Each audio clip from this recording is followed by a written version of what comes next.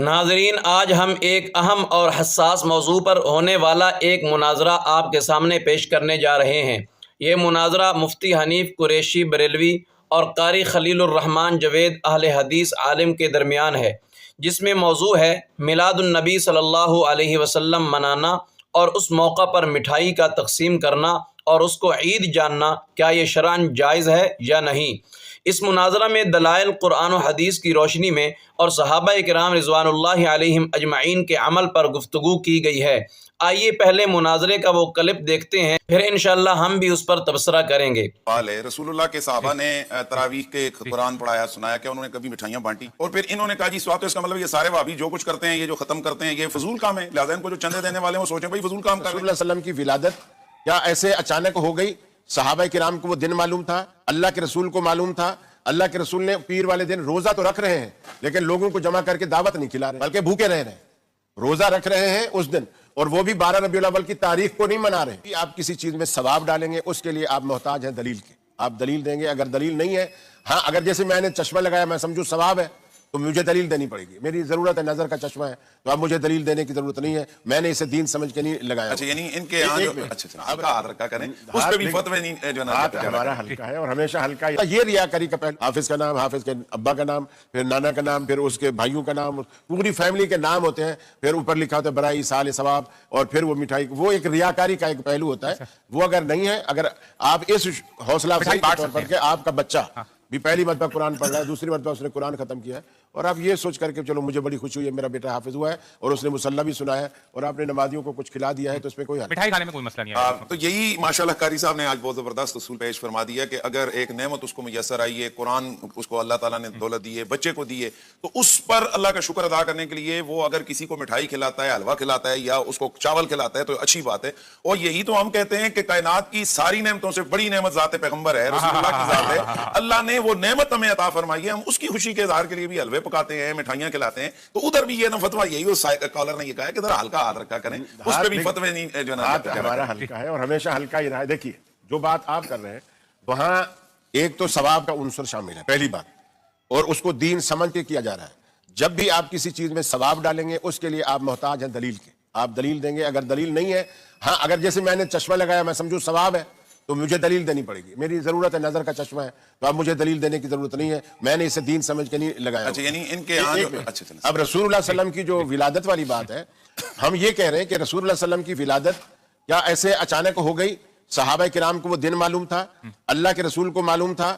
اللہ کے رسول نے پیر والے دن روزہ تو رکھ رہے ہیں لیکن لوگوں کو جمع کر کے دعوت نہیں کھلا رہے، بلکہ بھوکے رہ رہے ہیں، روزہ رکھ رہے ہیں اس دن، اور وہ بھی 12 ربیع الاول کی تاریخ کو نہیں منا رہے۔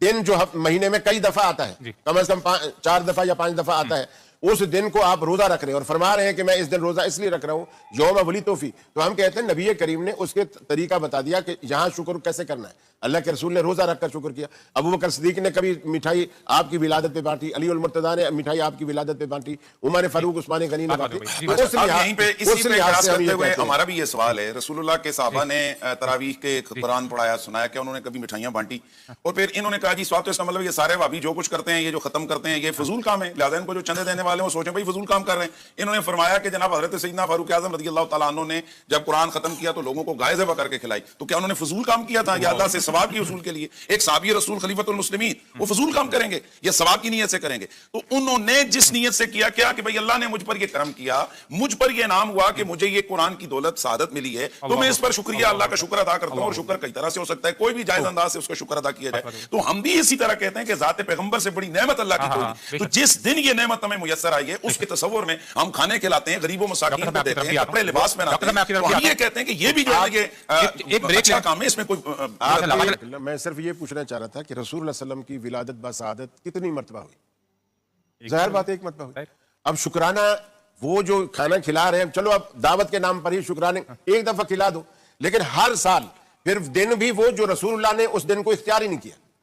ربیع الاول رسول اللہ کی زندگی میں آیا، 12 تاریخ بھی آئی، آپ نے تاریخ کو نہیں منایا، مہینے کو بھی نہیں منایا، آپ نے روزے رکھا اس والے دن، جمعرات والے پیر والے دن آپ نے روزہ رکھا، اور روزہ رکھ کر آپ نے بھوکا پیاسا رہ کر اللہ کا شکر ادا کیا۔ تو اس سے آپ یہ ترغیب دو کہ صدیق اکبر نے، عمر فاروق نے، عثمان غنی نے ان کی زندگی، یا چلو آپ حنفی ہو، امام ابو حنیفہ رحمۃ اللہ علیہ نے اپنی زندگی میں ایک دفعہ بھی میلاد کے لیے کوئی تھال بانٹا ہو، کچھ کیا ہو؟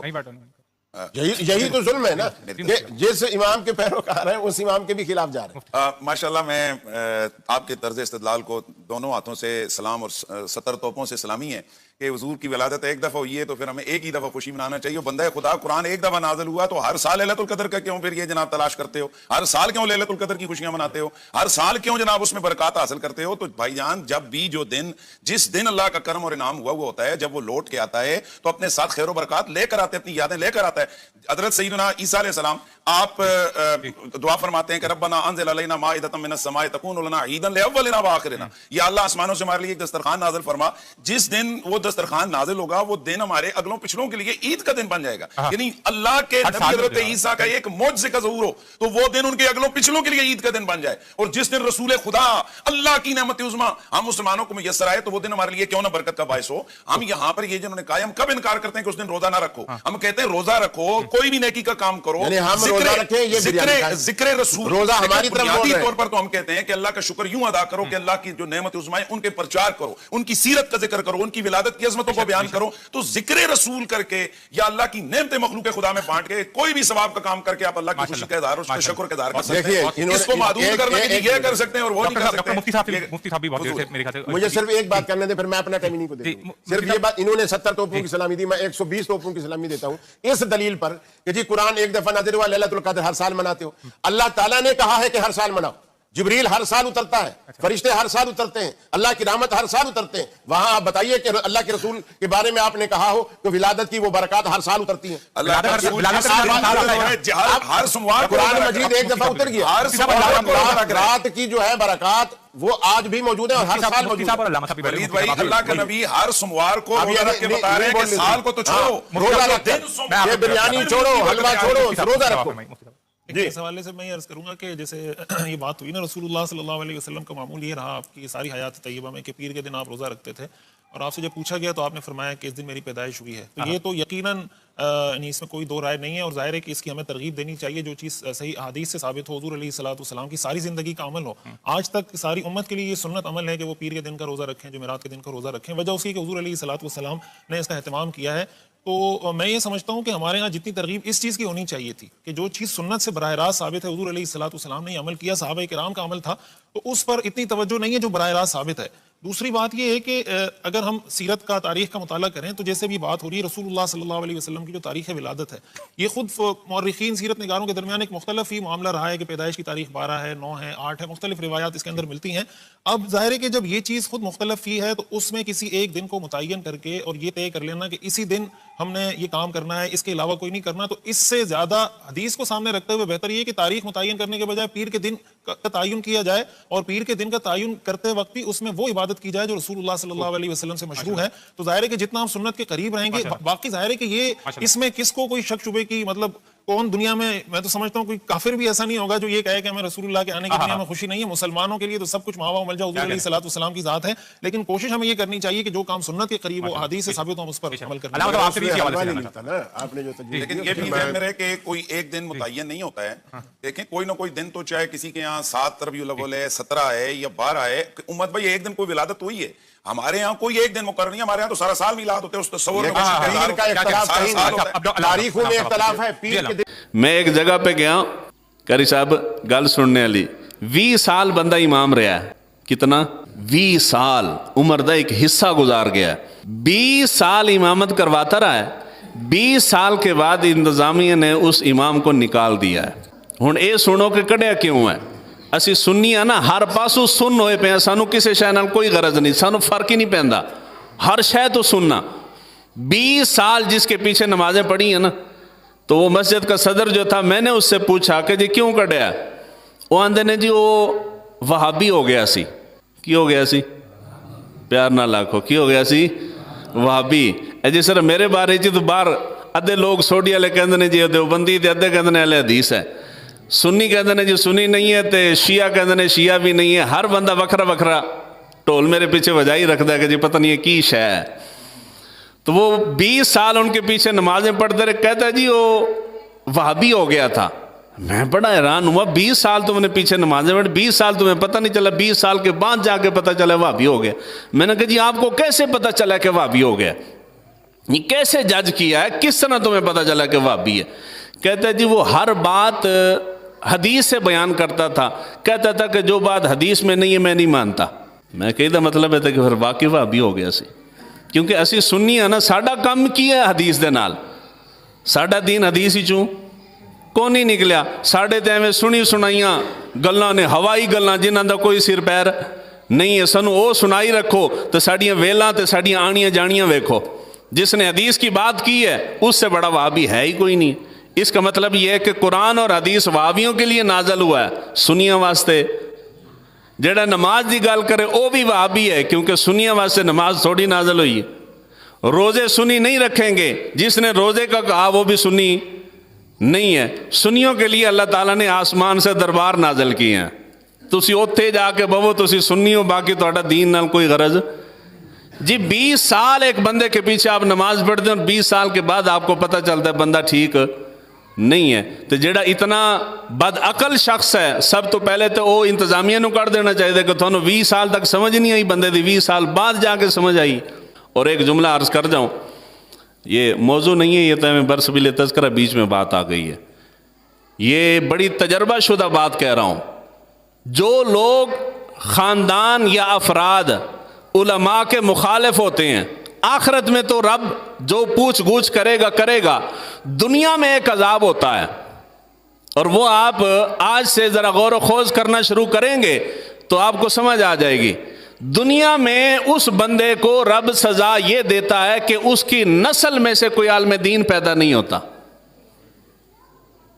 اے ہن غور کر لیو جی, فلاں محلے دا فلاں بندہ ہر ویلے مولوی دے پیچھے لگا رہندا, اس دی نسل ہی کوئی بندہ عالم دین پیدا ہو گیا تو مینوں دس دیو.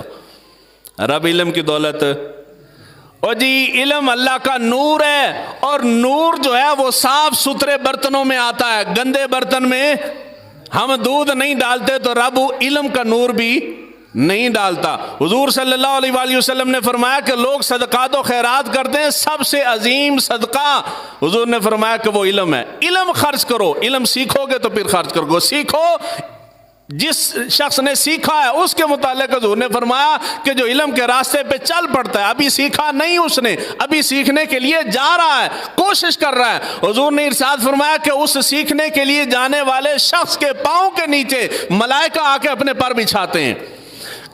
کائنات کے اندر جتنی اللہ کی مخلوقات ہیں, حتیٰ کہ سمندر کی تہہ کے اندر مچھلیاں بھی اس کے لیے دعائے مغفرت کرتی ہیں. اور کسی واسطے کر دیا ہوں تو دسو, جس نے علم کیا راستہ اختیار کیا, یہ اس کی فضیلت ہے. ناظرین, آج جس مسئلہ پر گفتگو ہو رہی ہے وہ محض ایک رسم یا روایت کا مسئلہ نہیں, بلکہ دین کے ایک بنیادی اصول کا معاملہ ہے. سوال یہ نہیں کہ رسول اللہ صلی اللہ علیہ وسلم سے محبت کرنی چاہیے یا نہیں, کیونکہ محبت تو ایمان کا حصہ ہے. سوال یہ ہے, کیا محبت کے اظہار کے لیے ہر وہ طریقہ اختیار کیا جا سکتا ہے جو ہمیں اچھا لگے, یا وہی طریقہ معتبر ہوگا جو قرآن و سنت سے ثابت ہو؟ دین اسلام مکمل ہے, اللہ تعالیٰ نے اسے مکمل فرما دیا ہے, اور نبی کریم صلی اللہ علیہ وسلم نے اسے پوری امانت کے ساتھ پہنچا دیا ہے. اب اگر کوئی عمل ہم ثواب سمجھ کر دین کا حصہ بناتے ہیں تو اس کے لیے واضح دلیل کی ضرورت ہے. اللہ فرماتا ہے, الیوم اکملت لکم دینکم واتممت علیکم نعمتی ورضیت لکم الاسلام دینا, یعنی آج میں نے تمہارے لیے تمہارے دین کو مکمل کر دیا. جب دین مکمل ہو چکا تو اس میں کسی نئے عمل کو بطور عبادت شامل کرنا دراصل اسی تکمیل کے دعوے پر سوال اٹھانا ہے.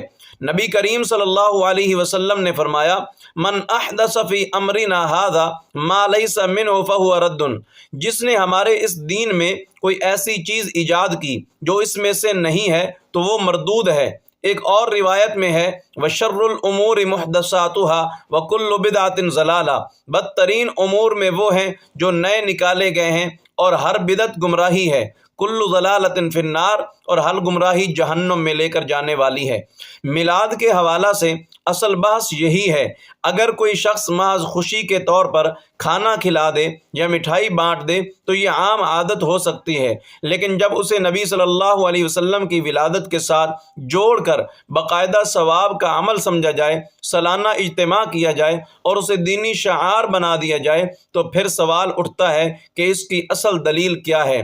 اگر یہ اتنا بڑا باعث اجر عمل ہوتا تو کیا وجہ ہے کہ نبی کریم صلی اللہ علیہ وسلم نے خود اپنی ولادت کے دن سالانہ جشن نہیں منایا؟ کیا وجہ ہے حضرت ابوبکر، حضرت عمر، حضرت عثمان، حضرت علی جو سب سے زیادہ محبت کرنے والے تھے رسول سے، انہوں نے ایسا اہتمام نہیں کیا؟ کیا وجہ ہے کہ تابعین، تبع تابعین، ائمہ مجتہدین، امام ابو حنیفہ، امام مالک، امام شافعی، امام احمد بن حنبل میں سے کسی سے بھی باقاعدہ میلاد کی محفل کا ثبوت نہیں ملتا؟ ہاں، ایک بات سنت سے ثابت ہے اور وہ ہے پیر کے دن روزہ رکھنا۔ نبی صلی اللہ علیہ وسلم سے پوچھا گیا تو آپ نے فرمایا ذالک یوم ولدت فیہ، یعنی یہ وہ دن ہے جس میں میری ولادت ہوئی، یعنی شکرانے کے طریقہ روزہ تھا، نہ کہ سالانہ جشن یا مخصوص محفل یا جلوس، جھنڈیوں کا لگانا اور مصنوعی پہاڑیوں کا بنانا اور روڈوں کو بلاک کرنا اور نعرے لگانا اور ایسا نہ کرنے والے کو تان کا نشانہ بنانا اور اس کو نعوذ باللہ ابلیس تک کہہ دینا۔ یہاں ایک اور اصول بھی سمجھنا ضروری ہے، عبادات تو توقیفی ہوتی ہیں، یعنی عبادت وہی معتبر ہے جو نص سے ثابت ہو، عقل، جذبات یا معاشرتی رواج عبادت کی بنیاد نہیں بن سکتے۔ اللہ فرماتا ہے ام لہم شرکاء شرعوا لہم من الدین ما لم یأذن بہ اللہ، کیا ان کے ایسے شریک ہیں جنہوں نے ان کے لیے دین میں وہ بات مقرر کی جس کی اللہ نے اجازت نہیں دی؟ پھر ایک اور پہلو بھی ہے، نبی کریم صلی اللہ علیہ وسلم کی ولادت کی تاریخ میں ہی اختلاف موجود ہے۔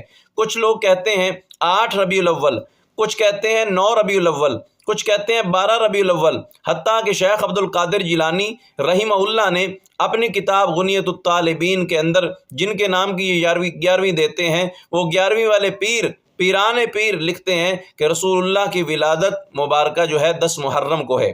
جب تاریخ قطعی طور پر متعین نہیں تو کسی ایک دن کو یقینی دینی جشن قرار دینا خود ایک سوال بن جاتا ہے۔ مزید یہ کہ تاریخ بتاتی ہے کہ باقاعدہ سرکاری سطح پر میلاد کی تقریبات سب سے پہلے فاطمی دور میں شروع ہوئیں، جو صحابہ اور تابعین کے زمانہ سے کئی صدیوں بعد کا زمانہ ہے۔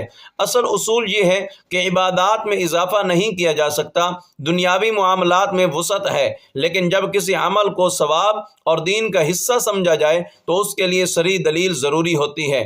اگر برا اچھا محسوس ہونے والا کام ہم دین بنا لیں، ہر اچھا محسوس ہونے والا کام، تو پھر دین کی اصل صورت برقرار نہیں رہے گی۔ نبی صلی اللہ علیہ وسلم نے فرمایا ترکت فیکم امرین لن تضلوا ما تمسکم بہما کتاب اللہ و سنتی، میں تم میں 2 چیزیں چھوڑ کر جا رہا ہوں، جب تک انہیں مضبوطی سے تھامے رکھو گے گمراہ نہیں ہوگے، اللہ کی کتاب اور دوسری میں محمد کی سنت۔